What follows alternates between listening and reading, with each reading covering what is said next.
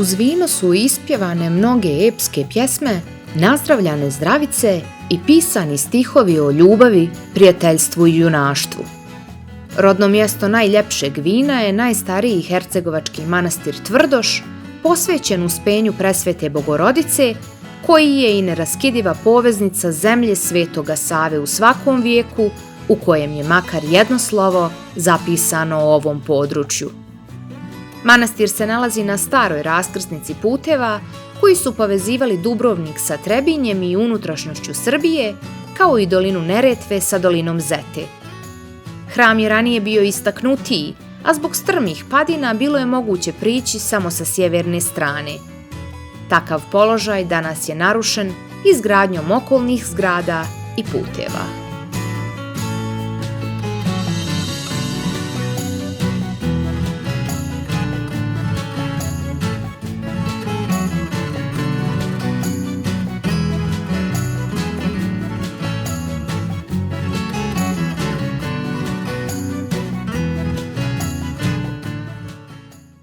Nalazimo se u manastiru Tvrdošu, 4,5 km nizvodno rijekom Trebišnjicom.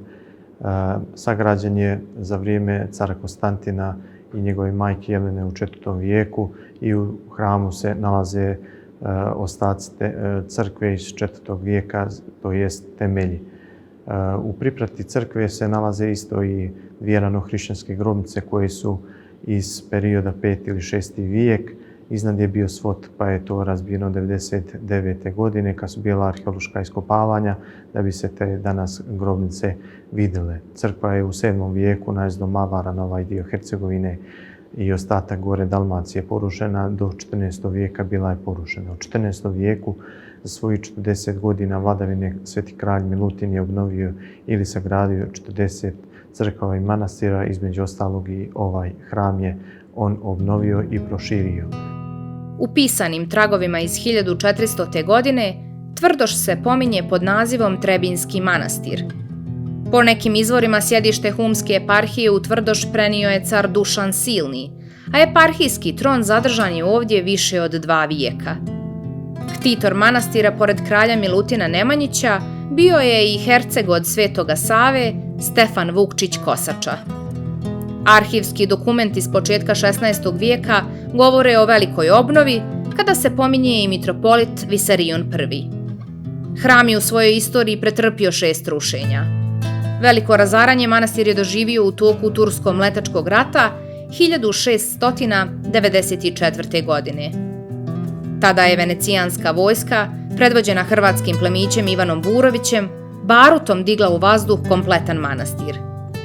Cilj rušenja bio je protjerivanje pravoslavnih Srba sa ovog područja, što je u nekoj mjeri i uspjelo, jer se nakon razaranja veliki broj srpskog stanovništva iselio sa ovog područja. Većina Srba nove domove počela je da gradi u župi Dračevica, iznad Herceg Novog. Nakon razaranja Tvrdoš svoj život nastavlja u obližnjem manastiru Duži i manastiru Savina u Herceg Novom, u koji su monasi prenijeli vrijedne relikvije. Odmah sljedeće godine, srpski patrijarh Kalinik III hitno šalje episkopa Isaiju Laketića u Boku zbog ozbiljnog pogromačkog djelovanja kotorskog biskupa Marina Draga. Manastir je u zaraslim ruševinama čekao svoju obnovu sve do 1928. godine, kada ga je oživio novi ktitor Nikola Runjevac, bogati Trebinjac iz Amerike.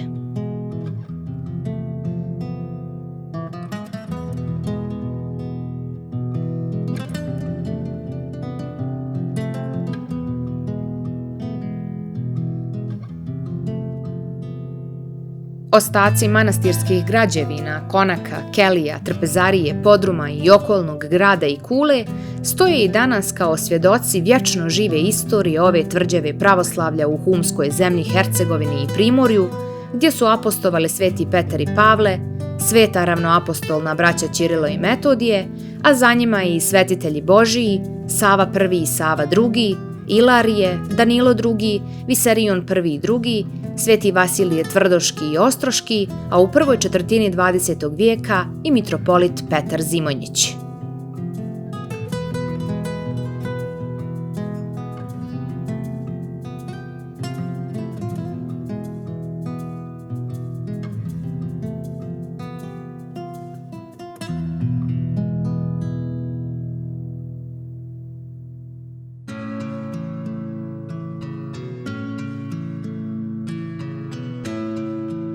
novijem vremenu ovo svetilište nije bilo pošteđeno duhovnog i materijalnog pustošenja.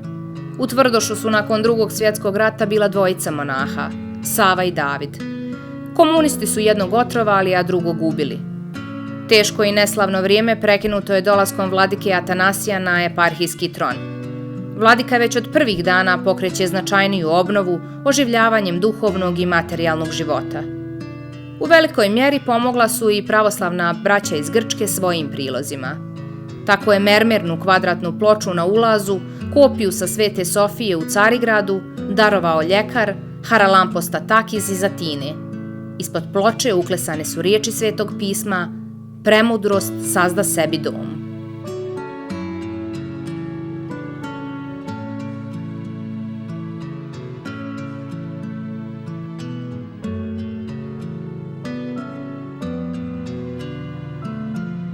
U toku obnove pronađena je freska Bogorodice procijenjene starosti od 5 vijekova. Među zidovima hrama odiše veliko pravoslavno svetilište. Sačuvane su čestice časnog krsta Hristovog raspeća, čestice moštiju Svete Anastasije, majke Svetoga Save, Svetog Germana Aljaskog, Svetog Joasafa Srpskog Nemanjića, kao i ruka Svete Jelene Anžujske, majke srpskih kraljeva Milutina i Dragutina Nemanjića. Duhovni mir među anđelima u molitvi pronašle su i čestice moštiju jasenovačkih novomučenika, ali i freska Milice Rakić, djevojčice stradale u NATO bombardovanju.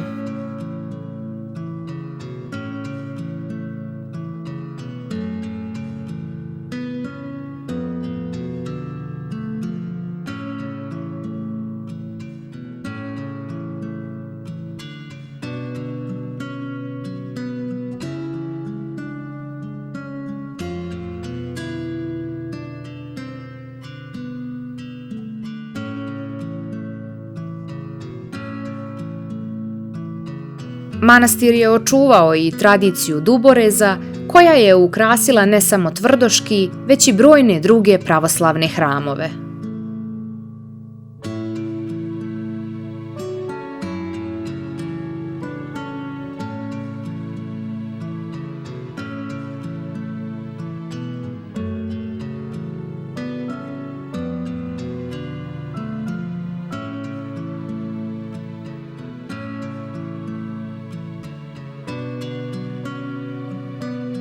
U manastirskom kompleksu izgrađena je jedinstvena crkva rotonda. Ono što je posebno izdvaja je utkana velika ljubav vladike Atanasija, koja je istrajala u sakupljanju kamenčića sa Svete Gore, pa i drugih krajeva svijeta koji su u nju ugrađivani. Freskopisanje je započeo grčki slikar i ikonopisac Stamatis Kliris. U ovom manastirskom groblju sahranjene su i kosti 19 tijela izvađenih iz hrama u toku arheoloških istraživanja.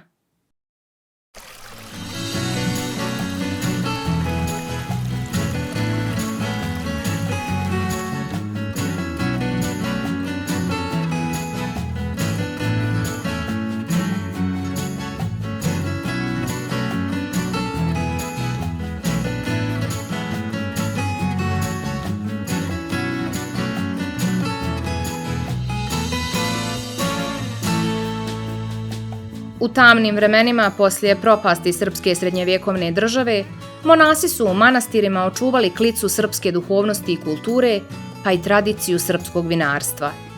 Najveće zasluge za prenošenje znanja o uzgajanju vinove loze i proizvodnji vina pripadaju monaštvu.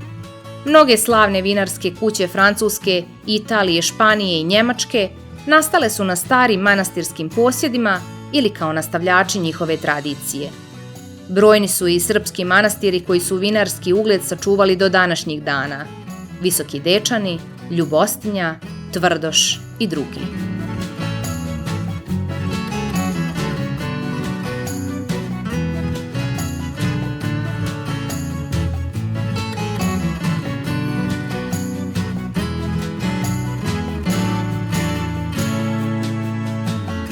Hrastova burad kapaciteta 5000 litara čuvaju manastirsko crveno vino u podrumima iz 16. vijeka. Vinogradi se prostiru na 100 hektara i to podijeljeni na 3 lokacije: Popovo polje, Lastva i Petropavlovo polje. Moderno opremljena vinarija kapaciteta 500.000 litara na godišnjem nivou obezbjeđuje da se vino izvozi od Australije, Japana, Sjedinjenih Američkih Država, Kine, pa sve do nekoliko evropskih zemalja. Kvalitet vina potvrđuje i zlatna medalja iz 2018. godine na Dekanter festivalu u Londonu sa berbom vranca iz 2009. godine. Ovo je jedino vino proizvedeno u Bosni i Hercegovini koje je osvojilo zlatnu Dekanter nagradu i to u veoma jakoj konkurenciji sa više od 17.000 vina iz cijelog svijeta. Iste godine su vina Vranac i Hum osvojila bronzane medalje.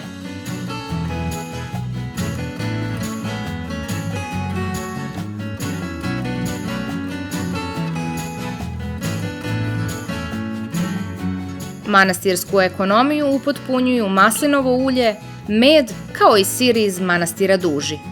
Prodavnica nudi i bogat izbor knjiga, ikona, suvenira i raznih proizvoda od ljekovitog bilja.